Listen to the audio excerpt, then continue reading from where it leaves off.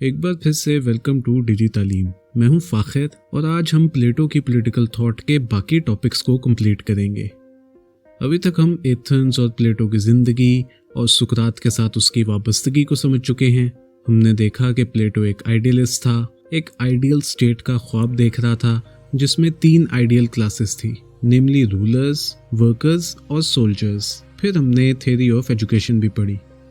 अब पिछले पार्ट्स की तरह ये वीडियो भी बहुत दिलचस्प होने वाली है, तो आइए थ्योरी ऑफ जस्टिस से बात शुरू करते हैं। प्लेटो सबसे ज़्यादा अपनी थ्योरी ऑफ जस्टिस की वजह से जाना जाता है। उसके दौर में जो बड़ी बड़ी मेटाफिजिकल डिबेट्स चल रही थी, उनमें से एक ये थी कि जस्टिस आखिर किस बला का नाम है, इंसाफ क्या है, कहाँ है, कैसा होता भी है या नहीं। अगर आप कभी प्लेटो की किताब द रिपब्लिक पढ़ें तो उसमें जस्टिस पर वो सारी डिस्कशंस लिखी हुई हैं जो सोक्रेटिस अपने शागिर्दों के साथ करता था। बल्कि इस किताब का तो सबटाइटल ही देखकर अंदाज़ा हो जाए कि it is about justice. Justice Plato की रियासत का मरकज़ी हिस्सा है। इसके बगैर गुडनेस का आइडिया नामुकम्मल है, क्योंकि इंसाफ ना हुआ तो ट्रू हैप्पीनेस, असल खुशी नहीं मिल सकती। जस्टिस एक सेंस ऑफ ड्यूटी है, जस्टिस एक अच्छी ज़िंदगी का ज़रिया है। प्लेटो ने इतनी तरह से जस्टिस को एक्सप्लेन करने की कोशिश की और हमें बताया कि जस्टिस वो बॉन्ड है जो सोसाइटी को जोड़ कर रखता है। हमने पिछली वीडियो में देखा था कि विजडम, करेज और टेम्परेंस 3 क्लासेस के 3 बेफिटिंग वर्च्यूज थे। तो अगर इन तीनों के साथ जस्टिस ना हो तो स्टेट सर्वाइव नहीं कर सकती। इसलिए justice is the 4th virtue of state.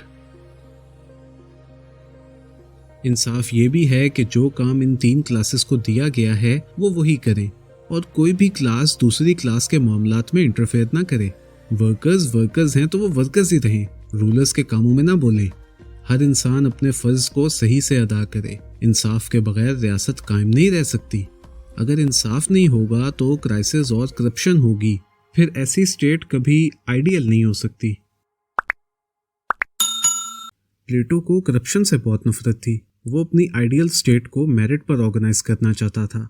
उसके नज़दीक इन 3 क्लासेस की 3 ड्यूटीज असल में रियासत के 3 बुनियादी फंक्शंस होते हैं। अगर इनमें से एक क्लास भी सही से काम ना करे तो रियासत सही से नहीं चल पाएगी। इसलिए ज़रूरी है कि ये 3 क्लासेस अपनी जॉब के साथ कमिटेड रहें, इनकी तवज्जो अपने काम पर रहे और ये किसी भी तरह डिस्ट्रैक्ट ना हों। अब 2 चीज़ें ऐसी हैं जो हमेशा से इंसानों के लिए बहुत बड़ी डिस्ट्रैक्शंस रही हैं। एक उसकी फैमिली और दूसरी उसकी प्रॉपर्टी। जैसे कुरान में भी लिखा गया है ना, इन्नमा अम्वालुकुम व औलादुकुम फितना, यानी कि तुम्हारा माल और तुम्हारी औलाद तुम्हारे लिए आजमाइश हैं। इन्हीं चीज़ों की लालच में इंसान सीधे रास्ते से भटक जाता है। घर, गाड़ी, प्रॉपर्टी लेने के चक्कर में लालच करता है, झूठ बोलता है। बीवी बच्चों को खुश करने के लिए करप्शन से पैसा बनाता है। बीवी बेशक फिर भी खुश ना हो, मगर प्लेटो इन मसलों से खूब वाकिफ था। इसीलिए उसने कहा कि स्टेट में इन 2 चीज़ों पर पाबंदी होनी चाहिए। ना शादी करने का हक होना चाहिए और ना ही जायदाद बनाने का। मगर ये पाबंदी सिर्फ रूलर्स और सोल्जर क्लास पर थी। वर्किंग क्लास को ये दोनों राइट्स दिए गए थे। वर्कर्स फैमिली भी बनाएं, घर भी बनाएं और बच्चे भी पैदा करें, कोई मसला नहीं। रूलर्स और सोल्जर्स पर यह पाबंदी इसलिए ताकि वो अपनी सारी एनर्जी स्टेट के लिए खर्च करें। जब फैमिली और प्रॉपर्टी की इजाज़त ही नहीं होगी तो वो क्यों लालच करेंगे। यूं ना करप्शन होगी और ना ही उनकी जॉब कॉम्प्रोमाइज़ होगी। प्लेटो ने इसका सलूशन ये निकाला कि वो लोग एक साथ कॉमन होम्स में रहेंगे, उनका एक जैसा लाइफस्टाइल होगा और कॉमन किचन से खाना खाएंगे और अपनी जिस्मानी ज़रूरतों को पूरा करने के लिए टेम्परेरी या ग्रुप मैरिजेस करेंगे। उनमें से कोई भी किसी का हस्बैंड या वाइफ नहीं होगी और सब एक दूसरे के हस्बैंड्स और वाइफ्स होंगे। प्लेटो के नज़दीक ये कम्युनिज्म ऑफ फैमिली और कम्युनिज्म ऑफ प्रॉपर्टी स्टेट से करप्शन का सफाया कर देंगे। प्लेटो वेस्टर्न पॉलिटिकल थॉट का पहला थिंकर है जिसने हमारे सामने पॉलिटिकल फिलॉसफी का एक बहुत बड़ा पहाड़ खड़ा किया। ये सब तो सिर्फ उसकी थॉट्स की एक छोटी मगर कम्प्रिहेंसिव समरी थी, اصل میں اس کا کنٹریبیوشن اس سے کئی گنا زیادہ ہے۔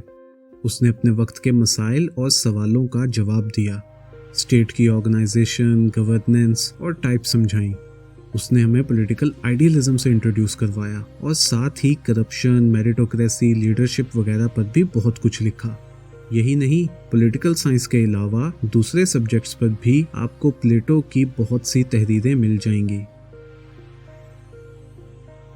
مگر کیا آپ جانتے ہیں کہ یونان کا یہ عظیم فلسفی اپنے ہی ایک شاگرد کے ہاتھوں مار کھا گیا؟ پلیٹو کے اپنے ایک ذہین شاگرد نے پلیٹو کے میتھڈ کو ٹارگٹ کیا اور پھر اس کی ساری باتوں کو اتنا کریٹیسائز کیا کہ آپ حیران رہ جائیں گے۔ پلیٹو کا وہ گریٹ اسٹوڈنٹ ایرسٹاٹل تھا، ہماری ویسٹرن پولیٹیکل تھاٹ سیریز کا اگلا تھنکر۔ اگلے ایپیسوڈ میں ہم ایرسٹاٹل کے بارے میں پڑھیں گے اور دیکھیں گے کہ جہاں ایرسٹاٹل ایک گریٹ تھنکر بنا، وہیں وہ ایک گریٹفل اسٹوڈنٹ نہ بن سکا۔ تو اگلے ایپیسوڈ تک میرے ساتھ بنے رہیے۔ یہ ویڈیوز بڑی محنت سے بنتی ہیں اور ان پر بہت ٹائم خرچ ہوتا ہے۔ آپ کا ایک لائک، شیئر اور سبسکرائب میرے کام کو سپورٹ کر سکتا ہے، اسی لیے کوالٹی کنٹینٹ کو سپورٹ کریں اور اپنا فیڈ بیک ضرور دیں۔ خدا نگہبان۔